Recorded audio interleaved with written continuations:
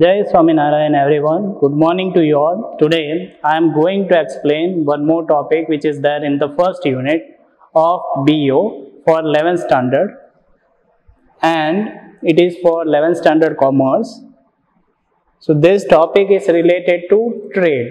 So first of all, what is the meaning of trade? Trade means exchange of goods and service in return of money. So the goods and service that is being exchanged or that is being purchased by you in return of money can be termed as trade. Trade एक ऐसी activity है जहाँ पे goods और service का exchange होता है और ये एक्सचेंज मनी के बेस पे होता है. So if you are purchasing one book from the shopkeeper, then the books is being purchased by you by paying the money. So that can be considered as a trade. And if you buy a ticket to travel from bus or to travel by bus, then the service you are getting by making the payment of the ticket. So it can be also considered trade because the exchange of goods and service is there in return of money. Now some of the characteristics of trade. पहला characteristics है economic activity. Trade is an economic activity because the exchange is being taking place with a motive to earn some monetary consideration or money. तो trade एक तरीके से economic activity है क्योंकि इसमें आपको जो किसी तरह का मॉनेटरी कंसिडरेशन मिलता है मनी के फॉर्म में, और जहां पे किसी तरह का कंसिडरेशन या रिटर्न मिलता है उसको आप इकोनॉमिक एक्टिविटी कह सकते हो. So trade can be considered as an economic activity. Second characteristics is it is continuous activity. Yes, the trade in trade or in any business, the exchange of goods and services are taking place on continuous basis in order to earn the profit or return by it. That is why it is being termed as a continuous activity. तो किसी भी business में जो भी या फिर trade में जो भी एक्टिविटी होती है वो कंटिन्यूअस बेसिस पे होती है. कंटिन्यूअस बेसिस पे गुड्स और सर्विस को एक्सचेंज किया जाता है जिससे कि किसी तरह का रिटर्न या प्रॉफिट मिले. So it is a kind of activity just like business which is being carried out on continuous basis. Legal activity. Yes, generally the trade is being considered a legal activity which is being carried out by following the proper laws and proceedings of the government. तो trade एक तरह से एक legal activity है जिसको कुछ laws और proceeding को ध्यान में रखते हुए कैरी फॉरवर्ड किया जाता है. Next thing is purchaser and seller. There are two parties who are involved in trade and they are purchaser and seller. एक खरीदने वाला होता है और एक बेचने वाला होता है. Value of goods. Yes, the value of goods is being determined in terms of money. तो यहाँ पे ट्रेड में जो भी गुड्स बेचे जाते हैं या जो भी कमोडिटीज बेची जाती हैं उनका वैल्यूएशन मनी के हेल्प के थ्रू होता है या फिर उन्हें उनकी वैल्यू को मनी के थ्रू डिटरमाइन किया जाता है. Next thing is exchange is essential. Yes, trade एक ऐसी गतिविधि है जिसमें एक्सचेंज यानी कि लेन देन का जो होता है वो मैटर हमेशा वहां पे रहता है. किसी चीज को देते हुए या तो गुड्स आपको रिटर्न में मिलते हैं या फिर मनी. तो यहाँ पे जो भी एक्सचेंज होता है वो या तो गुड्स या मनी के तौर पे आप कंडक्ट करते हो. मनी और other goods. So in trade the exchange is there with related to money और the payment is being made in terms of money और अदर गुड्स. यहाँ पे जो एक्सचेंज कैरी फॉरवर्ड होता है वो मनी के बेस पे भी कैरी फॉरवर्ड हो सकता है या फिर किसी और गुड के द्वारा भी कैरी फॉरवर्ड किया जा सकता है. तो आप एक गुड्स को देते हुए दूसरा गुड्स ले सकते हो या फिर आप मनी को देते हुए कोई कमोडिटी या फिर प्रोडक्ट को परचेस कर सकते हो. Transfer of ownership. Yes, the transfer of ownership is taking place from purchaser to seller in trade. तो यहाँ पे जो भी किसी प्रोडक्ट का मालिक होता है उसकी ओन जब भी कोई परचेसर उस सेलर के पास आके कोई कमोडिटी खरीदता है तो उसकी ओनरशिप जो है वो सेलर से परचेसर को ट्रांसफर हो जाती है। इसमें दो पार्टी इन्वॉल्व होते हैं, जो परचेसर और सेलर होता है। और जब कोई सेलर किसी को कोई प्रोडक्ट देता है by the means of money or by getting the money in return, then at that time the transfer of ownership take place। तो उस वक्त जो भी परचेसर का जो ओनरशिप होता है वो मीन जो सेलर का जो ओनरशिप होता है किसी गुड्स और कमोडिटी पे, वो उसकी कमोडिटी की ओनरशिप परचेसर को दे देता है। Next thing is types of trade. There are two types of trade. First one is internal trade. The second one is foreign or international trade. So internal trade is a kind of trade or exchange activity that is take place within the boundaries of a country or you can say of a nation. तो internal trade एक ऐसे तरह के trade है जो आपके country के boundary के अंदर प्रोसीड होता है। For example, if a trader is purchasing the mangoes from the boxes of apple from Jammu and Kashmir, then that kind of trade can be considered as an internal trade। अगर कोई trader जो है वो कुछ boxes of Apple जो है वो कश्मीर से यहाँ पे परचेस करता है, he brings the goods from the Kashmir, then that can be considered as an internal trade। दूसरा है international trade। So the name itself suggests that the trade which is taking place between two countries can be considered as an international trade। जो trade दो अलग अलग countries के बीच में होता है उसको आप इंटरनेशनल ट्रेड कह सकते हो। So if the tea is being sent or the Kesar mango is being sent to USA by any seller, then that kind of trade can be considered as an international trade। जो व्यापार एक country का दूसरी country के साथ होता है उसको आप इंटरनेशनल ट्रेड कंसिडर कर सकते हो। For example, we are importing the goods or the instruments generally from America and we are exporting the spices and tea to different countries of the world। So यहाँ पे से अगर T या किसी spices का एक्सपोर्ट होता है तो वो भी एक तरह का इंटरनेशनल ट्रेड होता है, या फिर आप किसी तरह की गुड्स या मशीनरी को यहाँ पे इंपोर्ट करते हो, then that is also an example of international trade। It can be divided into three parts। जो इंटरनेशनल ट्रेड है उसको तीन भागों में आप बांट सकते हो, that is import, export and re-export।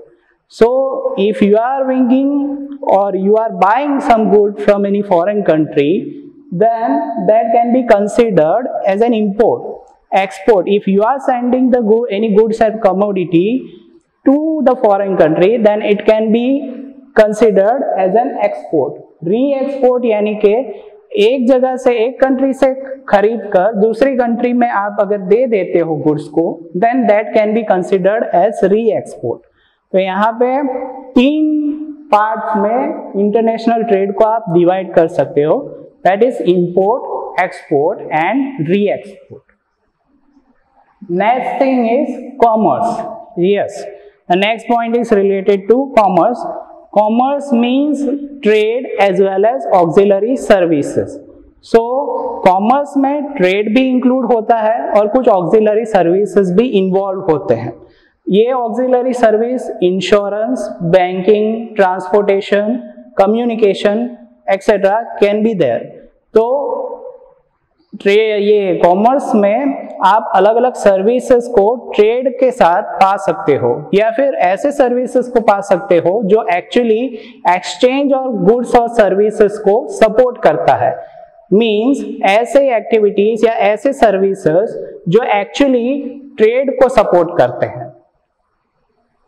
Now the next point is related to characteristics of commerce। The first characteristics is economic activity.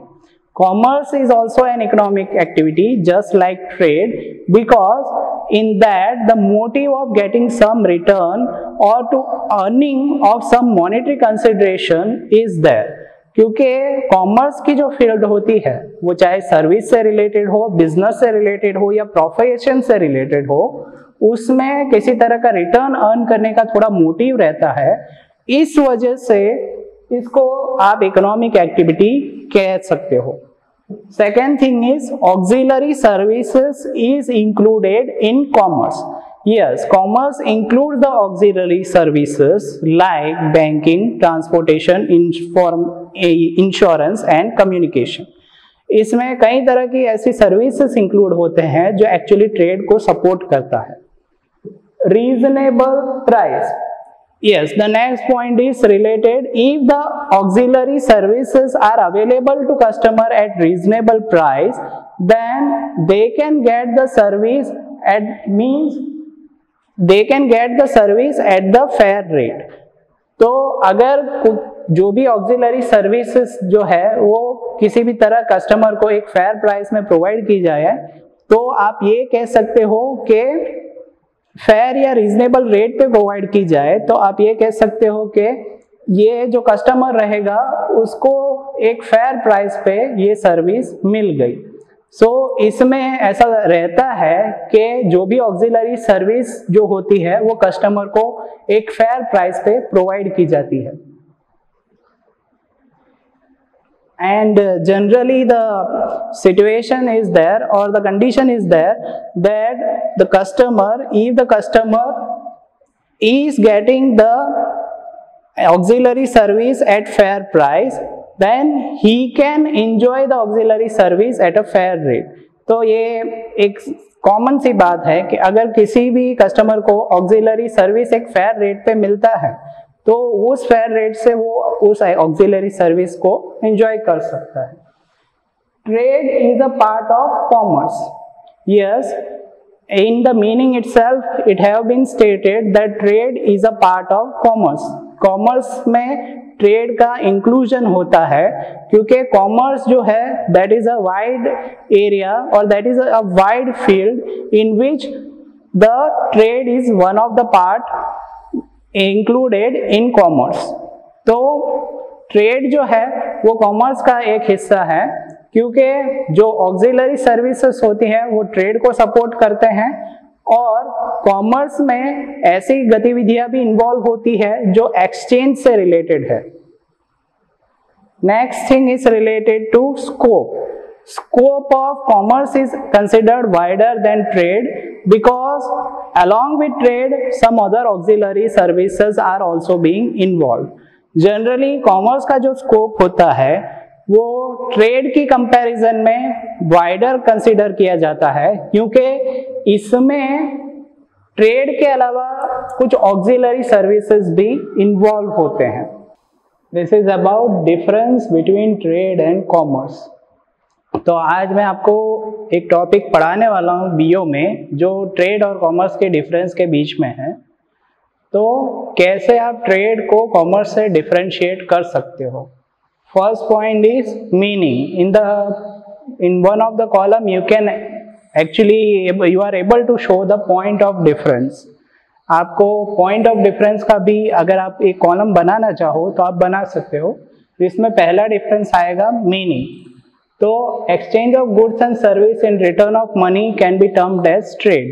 तो यहाँ पे जो भी exchange oriented activity by a common medium of money conduct की जाती है उसको आप ट्रेड कह सकते हो।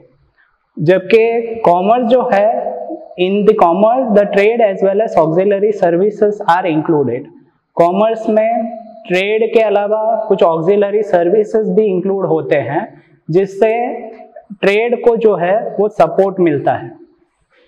Next thing is trade is narrow in scope in comparison to commerce. जो ट्रेड है वो थोड़ा नैरो होता है क्योंकि उसमें सिर्फ एक्सचेंज ओरिएंटेड एक्टिविटीज आती है। On the other hand the commerce is wider in comparison to trade.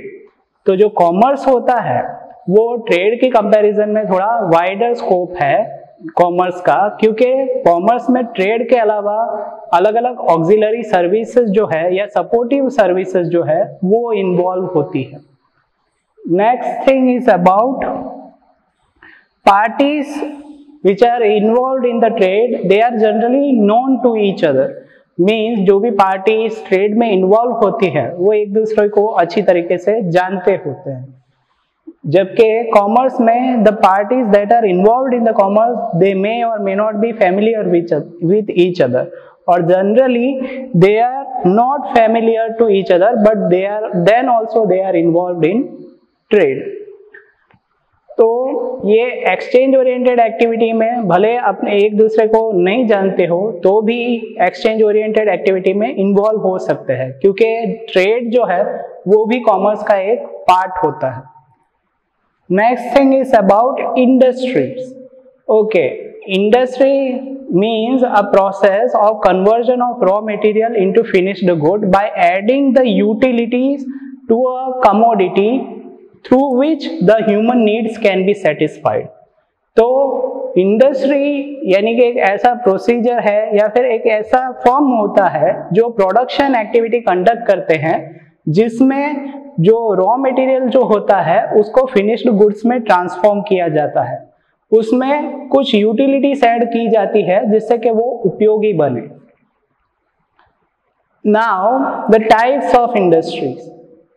So different types of industries are there. For example, primary industry, secondary industry, tertiary industry।